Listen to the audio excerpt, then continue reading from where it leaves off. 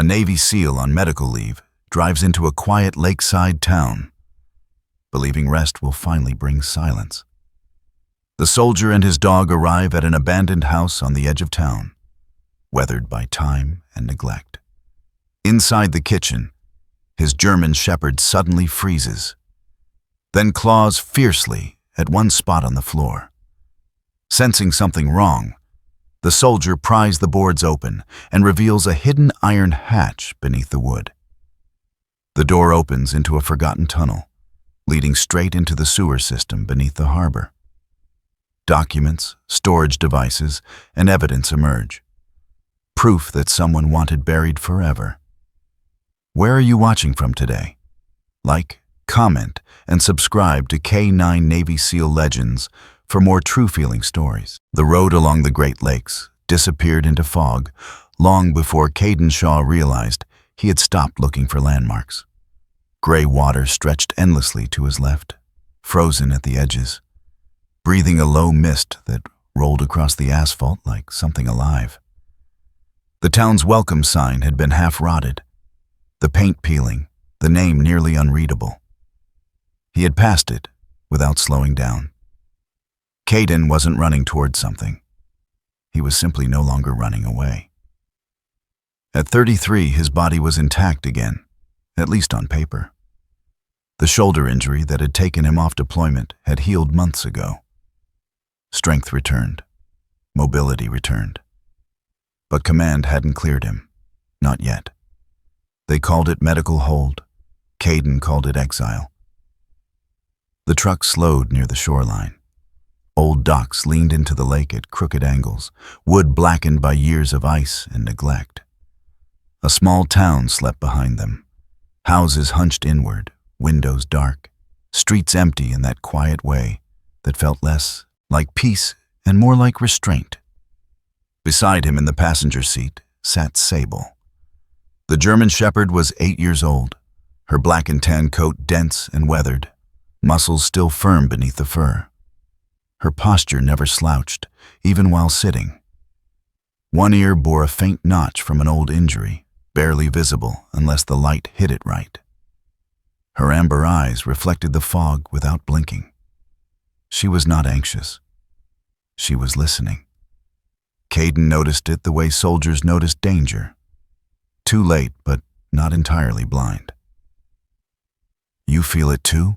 he muttered, more out of habit than belief. Sable's tail remained still.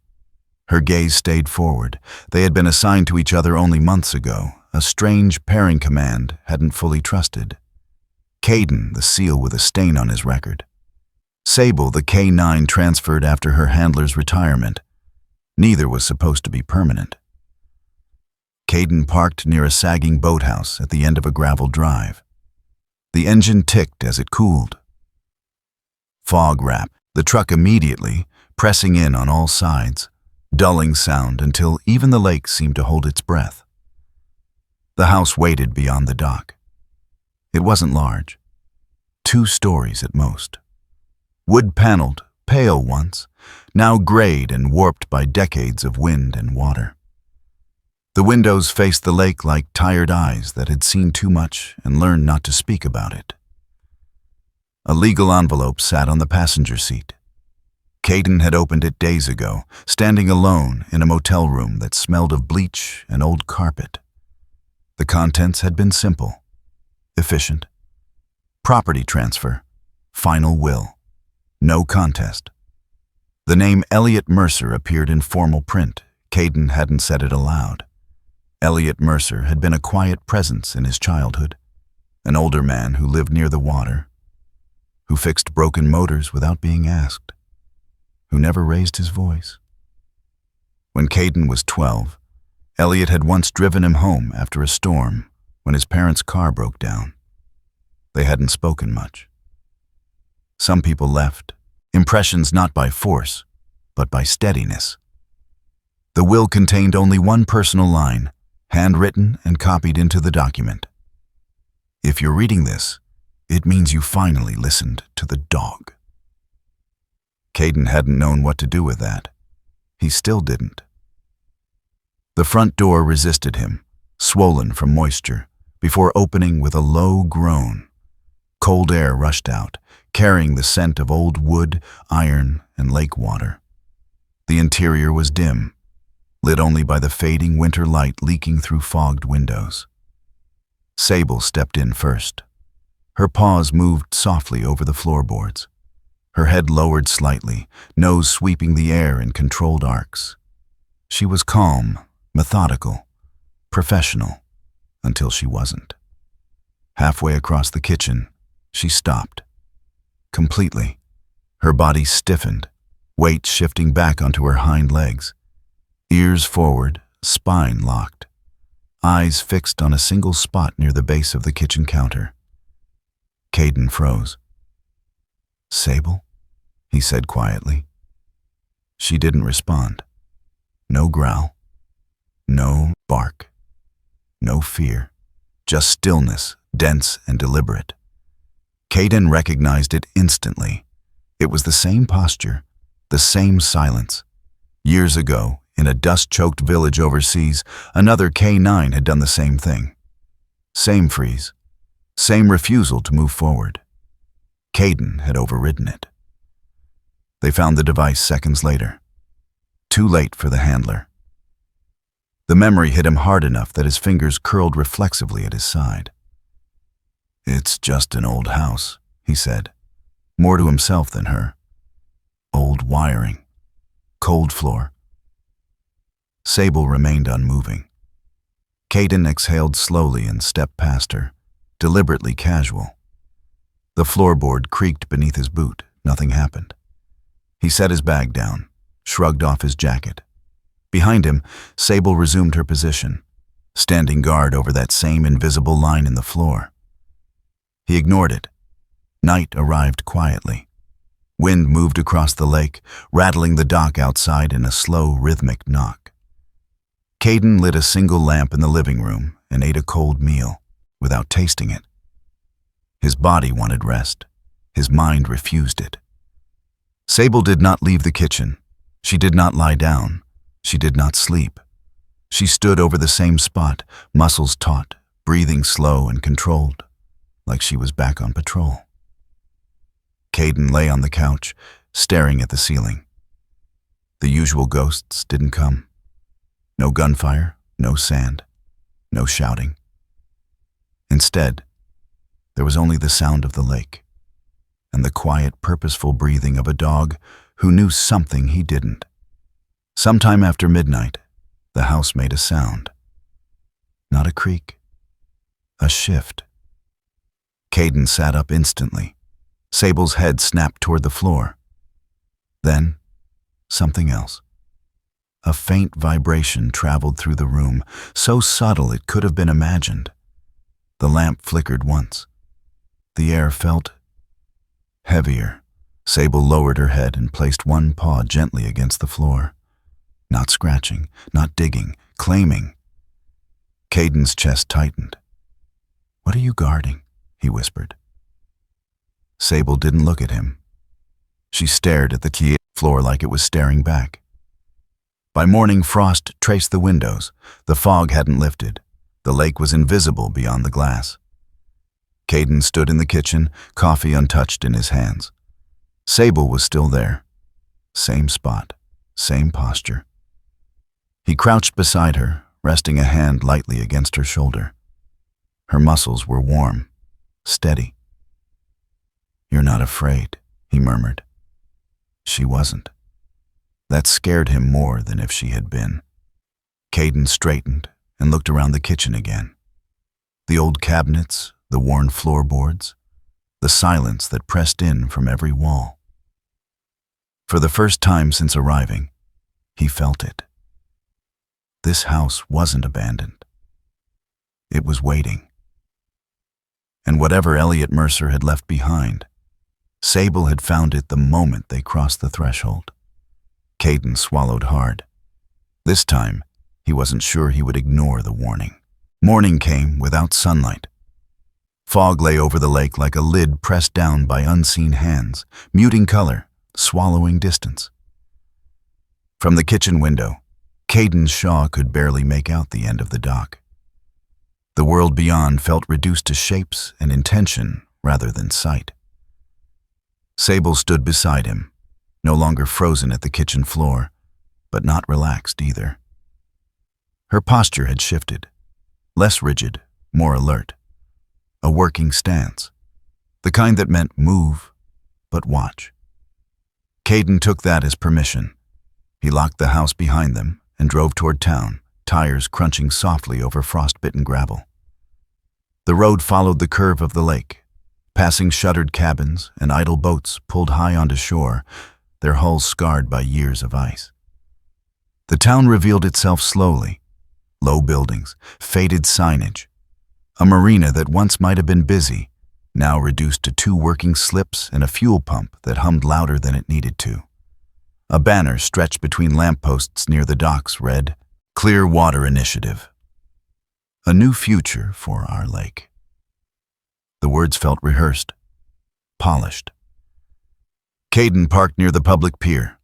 Sable exited the truck first, nose already working, eyes tracking movement without obvious focus. People noticed her immediately. Dogs like Sable changed the air in a room or on a street. Some people stiffened. Some looked away. A woman in a Navy rescue jacket approached from the boathouse, her steps purposeful but unthreatening. She was in her early 30s, tall and lean, with sun-browned skin and dark blonde hair pulled into a low ponytail that escaped discipline at the temples.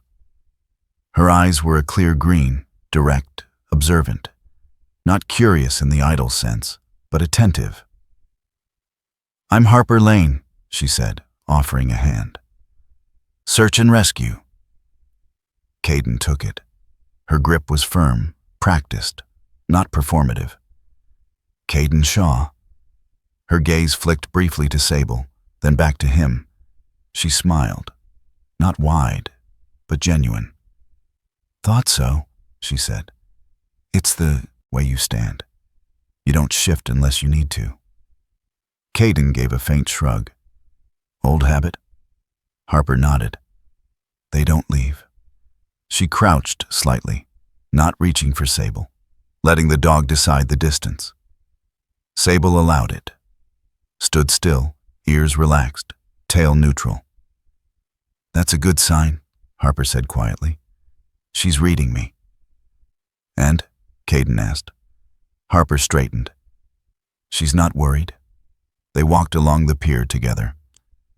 Harper explained the town as they went, how the marina once supported half the local families, how the lake's contamination years back had thinned tourism, how the Clean Water Initiative promised restoration, funding, jobs. "People want to believe in it," Harper said. "Some need to." "Do you?" Caden asked. She hesitated, just a fraction too long. "I believe in results." At a small machine shop near the docks, the air smelled of oil and rust. Inside, a man worked over an engine block, sleeves rolled up, hands stained dark with grease that no soap ever quite removed. Wade Garrison looked up as the door creaked open. He was in his late 40s, thick through the shoulders, jaw squared by years of clenching rather than chewing. A beard, once full, now patchy with gray, framed a mouth that seemed permanently set against smiling. His eyes were sharp, wary, the kind that measured before greeting. "What do you need?" he asked, not unfriendly, just closed.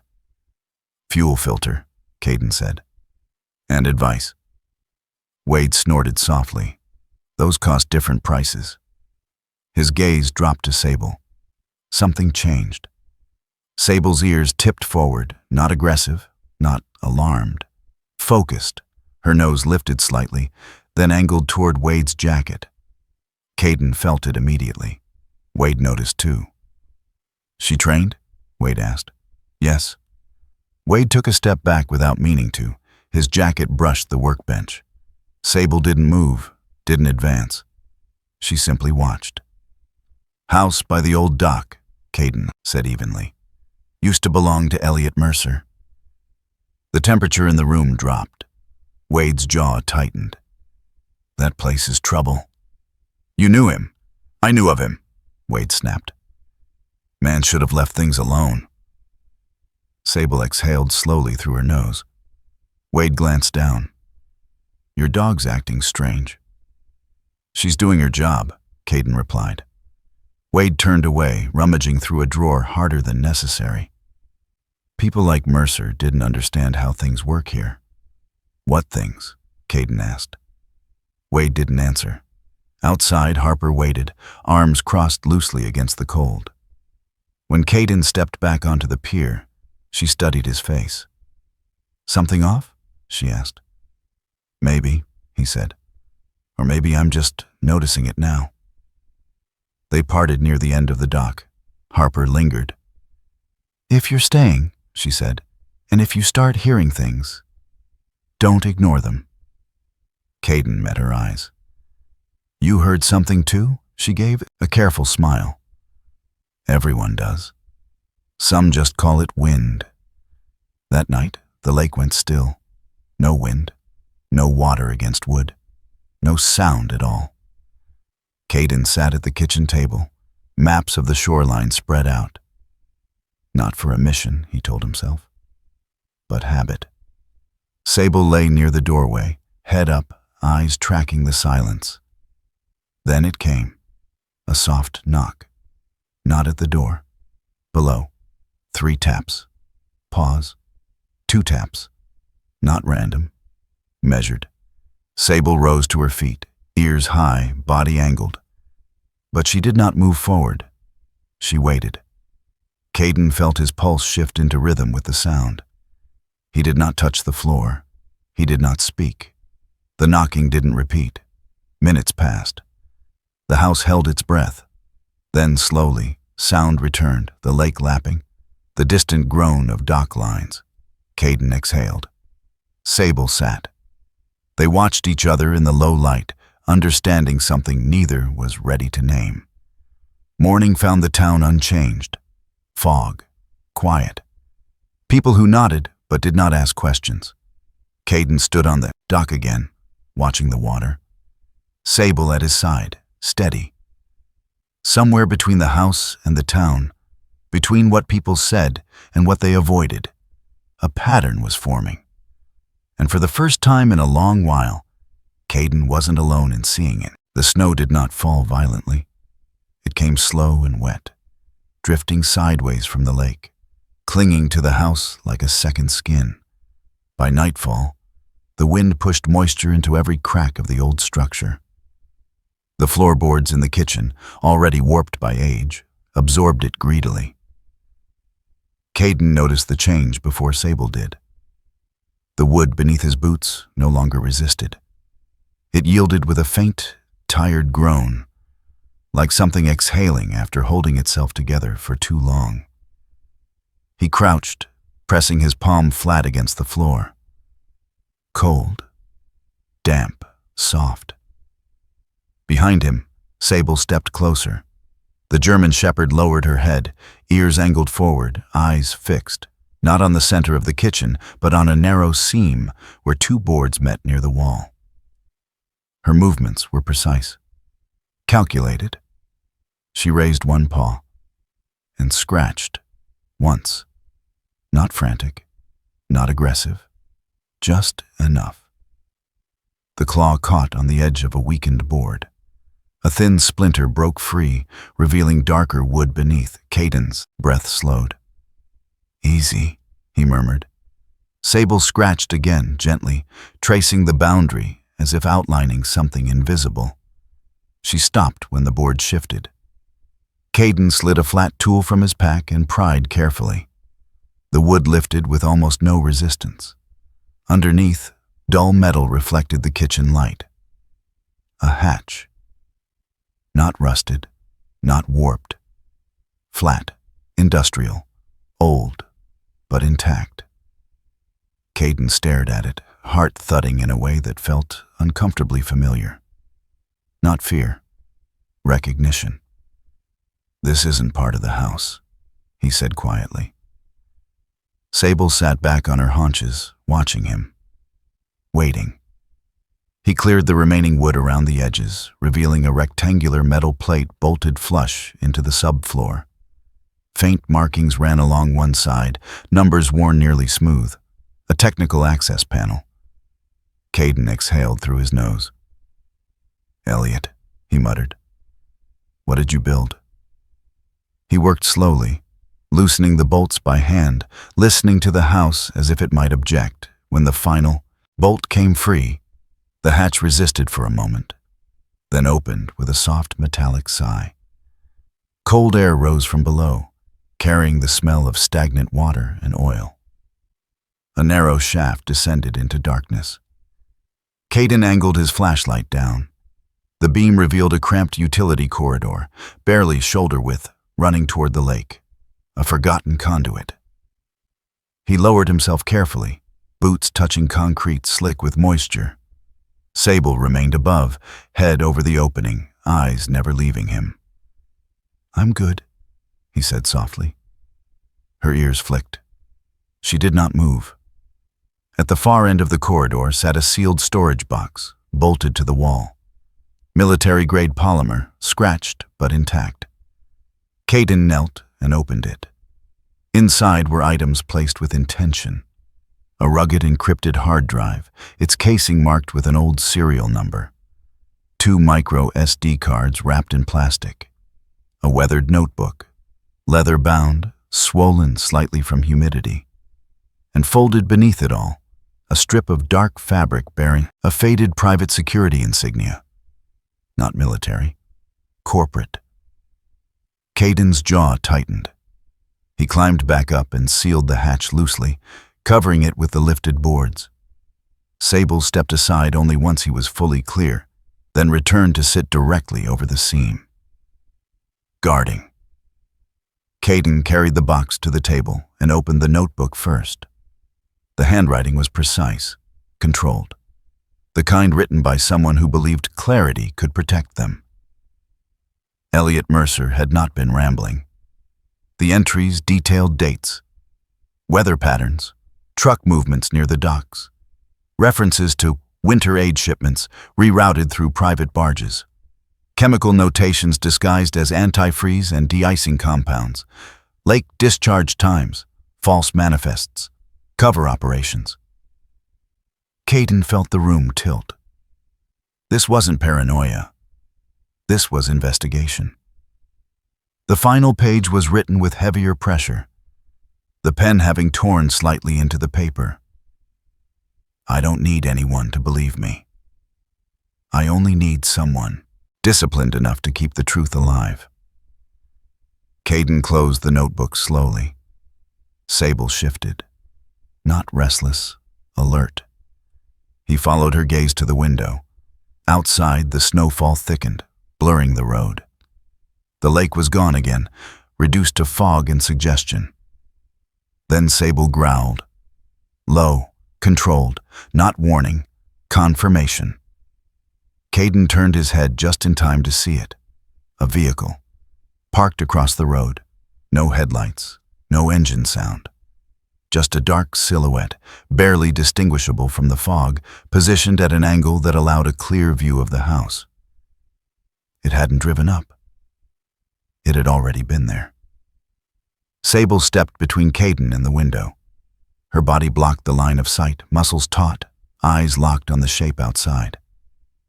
Then, unexpectedly, she looked back at him, held his gaze, and sat. Not a command response, a signal. "Do not move." Caden's pulse slowed. He trusted her. Minutes passed. The vehicle did not approach, did not leave. Then, without sound, it disappeared, swallowed by fog as if it had never existed. Caden released a breath he hadn't realized he was holding. He shut off the kitchen light. Sable remained standing long after the road was empty. By morning, the snow had stopped. The town woke as if nothing had happened. No tire tracks, no footprints, no questions. Caden packed the evidence into a waterproof bag and secured it deep in his gear. The house felt different now. Not threatening, exposed. Whatever Elliot Mercer had hidden wasn't meant to stay buried forever. It had waited. For discipline, for a dog who would listen, and for a man who would not turn away this time. Night did not fall so much as it closed in. Fog returned from the lake in thick layers, swallowing the road, the dock, the shoreline, everything beyond the reach of the house's weak exterior light. Snow dusted the ground in uneven patches, not enough to blanket footprints, just enough to remember them. Caden shut off the last lamp at precisely 21:17. Not because he expected trouble at that exact minute, but because the house felt watched again. And habit, when sharpened by survival, often knew before the mind accepted it. Sable paced once along the length of the kitchen, nails clicking softly against wood, then stopped near the back door. Her posture was different from before, lower, more compact. Every muscle prepared, but not tense. Listening. Caden sat on the edge of the couch, boots on, jacket zipped. The evidence was already packed, sealed inside a waterproof sleeve and strapped beneath the false bottom of his duffel. He had not touched the floor since morning. He had not opened the hatch again. He trusted patterns, and patterns told him tonight would not be quiet. The sound came shortly after midnight. Not a crash, not a rattle, a test. Metal against metal. Slow, controlled. Someone easing pressure against the front lock, feeling for resistance, mapping the mechanism through touch alone. Caden did not move. Sable lifted her head. Her ears rotated forward in perfect alignment. Her eyes fixed on the door, not aggressive, not alarmed. Focused. The pressure stopped, then resumed, lighter this time. Caden's mind flicked backward. Years ago, another door, another night. A handler's voice, a K9's hesitation, a decision made too fast. He swallowed. The lock clicked. Not open, just acknowledged. Then Sable barked. Once, sharp, commanding. Not fear-driven, danger real. The sound cut through the house like a blade. Outside, the movement stopped immediately.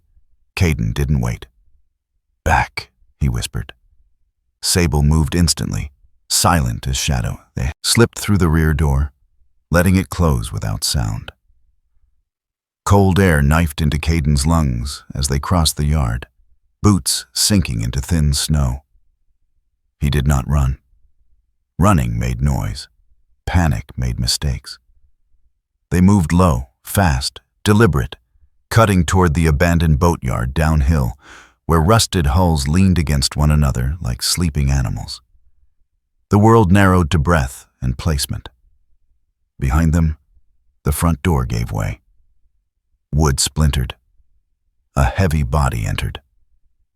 Caden reached the first row of derelict boats just as flashlights flared behind him, beams slicing through fog. He dropped behind an overturned trawler. Sable pressed against his leg. They waited. From the house came the sounds of intrusion. Measured steps, furniture shifting, the unmistakable scrape of boards being pried loose. Voices followed. Low, confident, familiar with this kind of work. "Check the kitchen," one said. Another replied, irritated. "He didn't have time. Elliot didn't either." A pause. "Where's the drive?" Caden's jaw tightened. One of them laughed softly. "You think Mercer handed it to this guy? He picked the wrong soldier." Caden felt something settle inside him. Not fear. Certainty. Elliot hadn't picked wrong. The voices moved closer to the back of the house. A flashlight beam swept across the yard, briefly illuminating the path Caden had taken. Sable shifted. Just an inch. Her body blocked Caden's chest as a beam passed over the trawler's edge. She did not bark, did not growl. She waited. The light moved on. Caden exhaled through his nose, slow and controlled.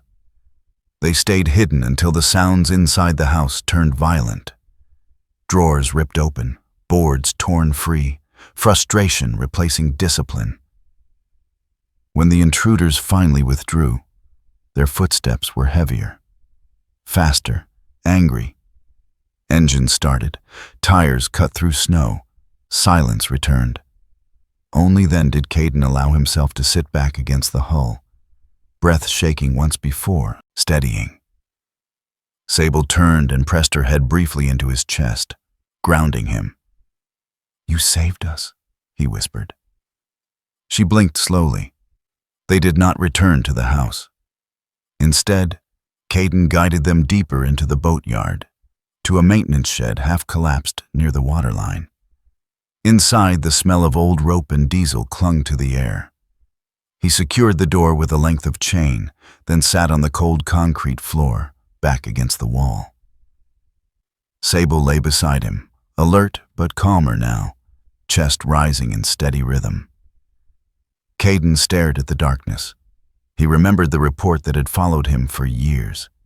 Failure to heed K9 behavioral cue. The words had cost him trust, promotion, himself. Tonight, he had listened, and because of that, he was still alive.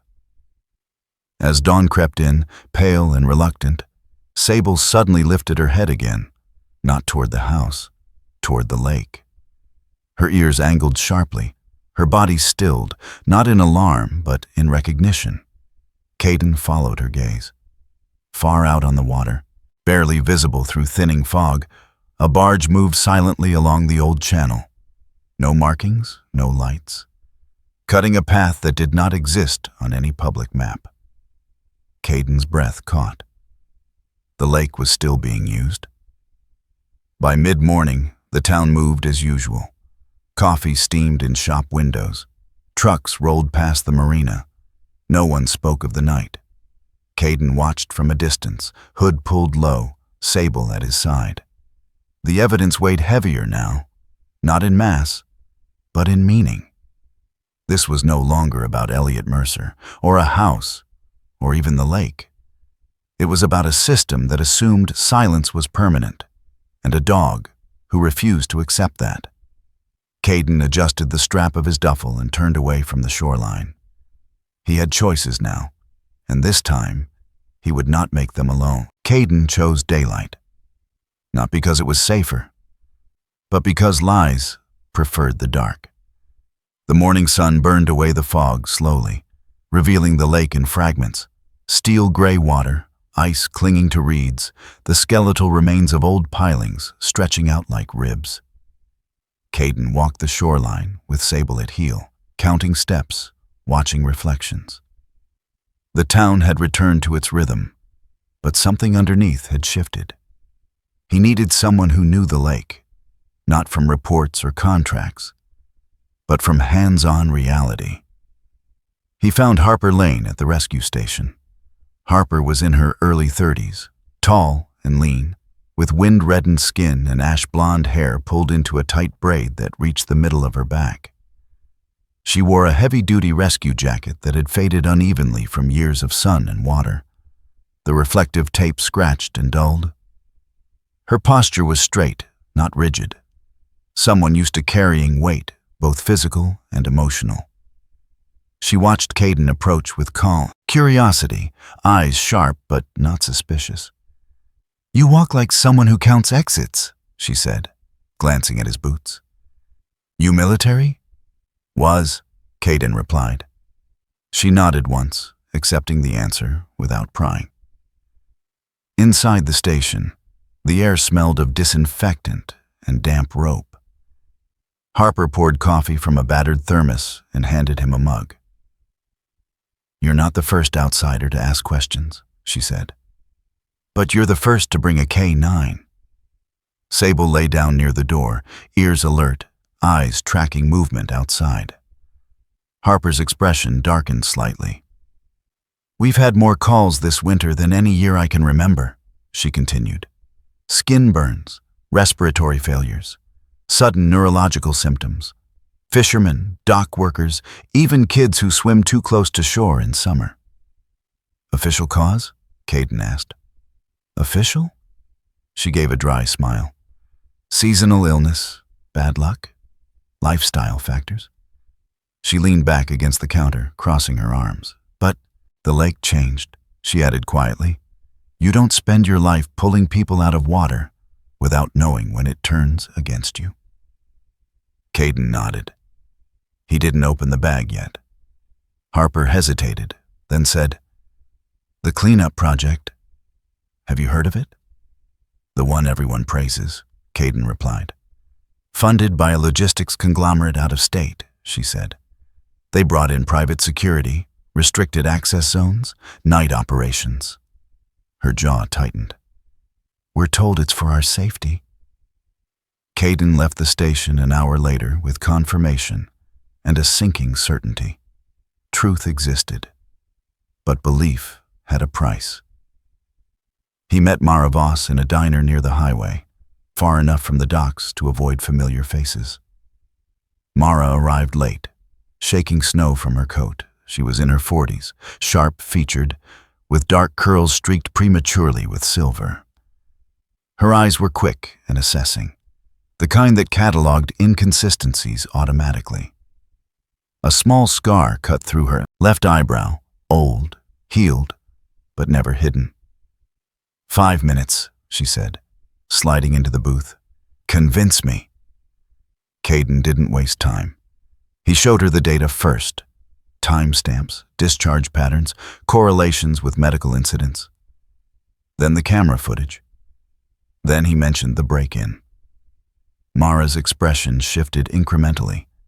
Not shock, but interest sharpening into concern. This isn't a local scandal, she said finally. This is infrastructure-level corruption. Elliot Mercer died trying to document it, Caden replied. Mara's fingers tightened around her pen. You're asking me to burn bridges, she said. I'm asking you to tell the truth. She studied him for a long moment, then glanced down at Sable, who lay beneath the table, eyes calm but unblinking. And the dog? Mara asked. She listens, Caden said. Better than I used to. Mara nodded once. I'll need legal cover. That cover came in the form of Ethan Caldwell. They met in a quiet office above a tax preparer's shop. Ethan was tall, broad-shouldered, with a lawyer's careful neutrality softened by tired eyes. His beard was trimmed close, flecked with gray that suggested stress rather than age. He spoke slowly, choosing words like tools. You understand what happens if this goes public? Ethan asked. Injunctions, smear campaigns, retaliation. I do, Caden said. Ethan leaned forward. And you're still here. Caden didn't answer. Sable shifted beside his chair, resting her chin briefly against Caden's knee. That was enough. I'll review everything, Ethan said. No promises. Promises weren't what Caden needed. The name surfaced in the files 3 days later. Marcus Hale, Regional Security Director. Private background. No military insignia, but plenty of former contractors on his payroll. Clean public image. Quiet influence. Marcus requested the meeting himself. They met at the edge of town in a glass-walled conference room overlooking the lake. Marcus was tall, impeccably groomed, with close-cropped hair and a face carved into polite angles. No visible scars, no wasted movement. He smiled easily. You're causing ripples, Marcus said, folding his hands on the table. This town survives on stability. Caden met his gaze. Stability built on poison isn't survival. Marcus's smile thinned. You think you're saving them, he said softly. You're not. You're breaking the silence that keeps people fed. He slid a folder across the table. Inside were photographs. Caden and Sable walking the docks, entering the rescue station, leaving the diner. Leave, Marcus continued. Take the dog. We'll make sure she's protected. Medical care, quiet retirement. Sable lifted her head, her ears flattened, not in fear, in refusal. Caden pushed the folder back. No, he said. Marcus's eyes flicked briefly to Sable, then back to Caden. Think carefully, Marcus warned. Truth doesn't come without consequences. As they stood to leave, Sable froze. Her body went rigid, eyes locked on the glass wall overlooking the lake. Caden followed her gaze. Below them, a group of workers in hazmat gear moved with rehearsed precision, unloading sealed barrels onto a barge marked with the cleanup project's logo. One barrel slipped. The lid cracked. For a fraction of a second, the lake itself seemed to recoil, ripples spreading outward in perfect, unnatural circles. Sable let out a low, vibrating sound that Caden felt more than heard. A warning. That night, Caden returned to the house. He didn't sleep. He sat at the table, evidence laid out in clean rows, while Sable kept watch. Mara had called. Ethan had texted. Lines were being drawn. Marcus Hale believed silence kept the town alive. Caden believed silence was killing it. Outside, the lake shifted under moonlight, holding its secrets, for now. But not forever. The house felt smaller than it had days ago. Not because its walls had moved, but because the weight inside Caden's chest had grown. Night after night without sleep had etched shadows beneath his eyes, sharpening the angles of his face. The scar on his shoulder, a pale line barely visible beneath fabric, ached in the cold, a dull reminder of how close he always was to repeating old mistakes. The evidence lay spread across the table. Hard drives, memory cards, Elliot Mercer's notebook, truth condensed into objects that could be destroyed with a single careless act. Caden stared at them for a long time, hands braced on the table's edge. Outside, the lake whispered against the shore, a steady, indifferent sound. It had outlived men braver than him. It would outlive lies, too, eventually. He picked up the encrypted drive. It felt heavier than it should have. All it would take was fire. One controlled burn in the old iron stove by the door. Melt the casing. Warp the data beyond. Recovery. No one would chase him anymore. No one would follow Sable with cameras and quiet threats. Marcus Hale's offer echoed in his head. Leave. Take the dog. Let it end quietly. Caden exhaled slowly and crossed the room. He opened the stove. The smell of ash rose up, dry and familiar. His hand hovered over the opening. Then Sable moved. She stepped into his path and sat directly in front of the stove, her back straight, tail curled neatly along the floor. Her coat, black and gold, short and dense, caught the firelight, highlighting old scars along her flank, faint and healed. She did not growl. She did not bark. She looked at him. Her eyes were calm, dark, unwavering. The kind of gaze that did not accuse or demand, only waited. Caden's breath caught. He remembered another dog, years ago, freezing in a doorway, seconds before an explosion. He remembered ignoring that pause, pushing forward because command and momentum had told him to. He remembered the aftermath. Not again, he whispered.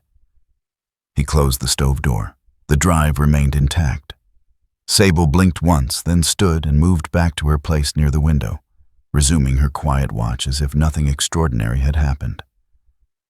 Caden sat heavily in the chair, head in his hands. Listening had never been his weakness. Trusting it had. The release happened at dawn. Mara Voss coordinated the publication from 3 different locations, bouncing encrypted uploads across servers that did not share jurisdictions. Her voice on the phone was steady, professional. But beneath it, Caden could hear the adrenaline. It's out, she said. Everything. Video, data, patterns, Elliot's notes.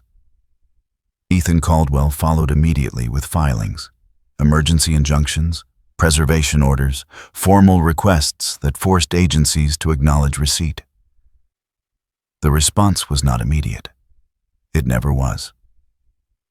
But it was inevitable. By midday, unmarked vehicles clustered near the docks. Men and women in neutral jackets spoke quietly into radios, their posture unmistakable to anyone who had lived inside systems of control. The logistics group moved fast. Too fast. Caden saw it from the edge of town, binoculars pressed to his eyes, Sable standing close enough that he could feel the heat from her body. Trucks reversed toward the lake. Crates were lifted and reloaded with frantic efficiency. "They're trying to erase the trail," Caden murmured. Sable's ears flicked. She began moving before he finished the thought. They cut down a service path toward the marina, boots crunching on frost. Snow squeaked underfoot, the sound amplified in the open air. Ahead, engines roared to life, one after another. A truck lurched forward, then another. Someone shouted. Caden broke into a run. The chase was not cinematic. It was chaotic. Men shouted orders over each other. Vehicles blocked narrow paths. One truck jackknifed slightly, wheels spinning uselessly on ice. Sable surged ahead, low and fast. Her movements economical, purposeful. She did not chase blindly. She angled right, cutting off a group of runners attempting to circle back toward the docks. They skidded to a stop. Sable planted herself between them and the shoreline. Her stance was unmistakable. "Do not pass." One man raised his hands, breath fogging in the air. Another cursed and tried to step sideways. Sable shifted, her weight redistributing subtly, her ways never leaving him. Behind them, the ice cracked. Not loudly, just enough. Caden shouted, "Back away! The ice won't hold!" The men hesitated. Sable barked, short, sharp, commanding. They retreated just as a section of ice collapsed inward, water surging up in a dark, violent splash. The lake reclaimed its warning. Sirens cut through the chaos moments later. Federal vehicles arrived without fanfare, but with unmistakable authority. Agents spread out, voices clipped and efficient. The logistics crew froze, not from fear, but from realization. This time, silence would not protect them. Caden stood back as handcuffs appeared, as evidence was seized openly, as the narrative shifted from whispers to records. Sable returned to his side, chest heaving lightly from exertion, eyes bright but controlled. He knelt and rested his forehead briefly against hers. "Good job," he said. She leaned into him, steady and warm. As agents escorted detainees toward waiting vehicles, Sable suddenly stiffened again. Not toward the arrested men, toward Caden. She looked up at him, then back at the lake, then at him again. A question. Caden followed her gaze to the water. Farther out, beyond the controlled perimeter, something shimmered beneath the surface. An unnatural discoloration, spreading slowly, as if disturbed by movement deeper below. Not everything had been stopped. Not yet. By evening, news vans lined the road. Headlines formed faster than facts could settle. The town buzzed with equal parts anger and relief. Harper Lane worked through the night, fielding calls from residents, finally connecting dots they had ignored for years. Mara's article went national. Ethan's filings triggered federal oversight. And Marcus Hale disappeared. Caden returned to the house after dark, exhaustion settling into his bones. He fed Sable, then sat on the floor beside her, back against the wall. For the first time in years, he did not feel alone in his choices. Listening had saved lives. Maybe, including his own. Outside, the lake lay quiet, hiding what it could no longer deny. And somewhere within its depths, answers still waited. Power rarely vanished overnight. It thinned first, like ice in late winter, cracking quietly beneath the weight it once carried with ease. Marcus Hale was not arrested. There were no handcuffs, no dramatic escort through courthouse doors. Instead, there were memos, suspensions. Quiet meetings held behind glass walls where decisions were made without him. His access badges stopped working. His calls went unanswered. By the end of the week, his name no longer opened doors. The cleanup project was halted under federal order. Barges were seized, accounts frozen. Investigators arrived from agencies whose presence carried a gravity the town could not ignore. And the town split. Some residents stood on porches with folded arms, muttering about jobs and lost income. Others gathered near the docks, candles flickering against the cold, names spoken aloud for the first time. Relatives who had gotten sick, friends who had moved away without explanation. What did not return was silence. Caden watched it unfold from the edge of the lake. Sable beside him, her posture relaxed for the first time since they had arrived. The air smelled different now, less sharp, less metallic. The lake was still wounded, but it was breathing.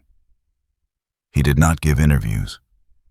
When reporters asked for the man who had exposed everything, they were told he had no interest in being found. Caden stayed. Not because he owed the town anything, but because leaving felt like abandoning something unfinished. The house changed under his hands. The kitchen floor was repaired, boards replaced carefully around the sealed hatch below. The access panel remained hidden, but not forgotten. He reinforced doors, insulated windows, fixed the furnace. The place stopped feeling like a relic and began to feel purposeful. He turned the spare rooms into something simple and clean. Beds, lockers, a small training area in the old garage, a refuge. Not advertised, not named. Word spread anyway. The first to arrive was a former Army medic who walked with a cane and spoke only when necessary. Then a Marine handler with a graying Malinois who startled at loud noises but slept deeply beside Sable. Then another, and another. Men and women who had served long enough to forget how to stop listening for threats. Sable met each one the same way, nose low, eyes steady, posture neutral. She assessed without judgment. If she relaxed, they stayed. Harper Lane came by weekly. She parked her rescue truck in the gravel drive, medical bag slung over one shoulder. Her hair was shorter now, cut above the collar, practical and wind-resistant. The dark circles beneath her eyes had faded, replaced by something firmer: resolve. She treated minor injuries, ran wellness checks, listened. "You're building something," she told Caden one afternoon, glancing around at the quiet order of the place. "Just fixing what's broken," he replied. She smiled. "That's usually how it starts." Mara Voss visited less often, but when she did, she brought updates and pressure. The investigation widened. Names surfaced. Appeals were filed. Counter-narratives pushed. Truth was expensive. Someone always tried to reclaim the cost. Late one evening, long after the house had settled into sleep, Sable rose from her spot by the old kitchen seam. She moved without urgency, walking the length of the hallway once before stopping near the front door. She did not bark. She did not freeze. She sat and exhaled slowly. Deeply, Caden watched from his chair, heart lifting in quiet recognition. For the first time, she was not guarding. She was resting. The sound of a car passed outside shortly after. Tires humming over wet asphalt, steady and unhurried. Sable opened one eye, then closed it again. Caden leaned back, letting the moment anchor itself inside him. Instinct had done its work. Now it trusted the world to carry some of the weight. Marcus Hale vanished from public view within a month. Not dramatic, not hunted, just irrelevant. His influence dissolved into paperwork and litigation. His authority scattered among committees and oversight boards that moved too slowly to intimidate anyone anymore. The lake began its slow recovery. Harper said it would take years, maybe decades. But the early signs mattered. Fish returned to shallow waters. Birds nested again near the reeds. Children played closer to shore under watchful eyes that no longer looked away. One afternoon, a boy approached the house with his mother. The boy was thin, all elbows and curiosity, his dark hair sticking up at odd angles beneath a wool hat. He stared openly at Sable, awe written across his face. "She saved people," he whispered. Sable tilted her head, tail giving a single, thoughtful wag. Caden watched the exchange, something loosening in his chest. He had once believed vigilance was forever, that standing down was failure. He knew better now. Strength could look like quiet. Protection could mean letting go. That night, after the house had settled and the lake lay dark and still, Caden sat on the floor near the kitchen, back against the wall. Sable slept beside him, curled precisely over the spot where she had once stood guard without moving for hours. Her breathing was deep and even, trusting.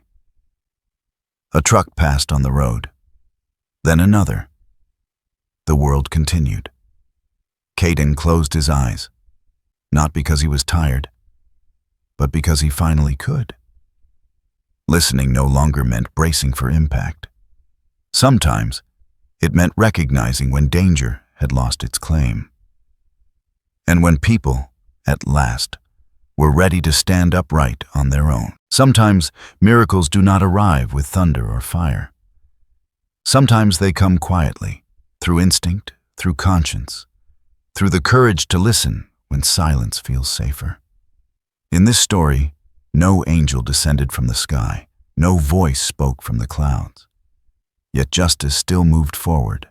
Perhaps that is how God often works in our lives, not by removing every danger, but by placing wisdom where fear once lived, by giving animals instinct and giving humans the choice to stand upright and do what is right. Every day, we face moments like this. Moments where we can look away, stay quiet, protect only ourselves. Or moments where we listen, speak, and act, even when it costs us comfort. If this story moved you, maybe it is because you have felt that moment too. A quiet warning, a pull in your heart, a sense that doing nothing is no longer an option.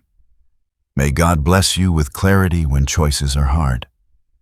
May He protect those who stand for truth, even when standing feels lonely. And may He guide us all to listen, not just with our ears, but with our conscience. If this story spoke to you, share it with someone who needs hope. Leave a comment with your thoughts or your prayer.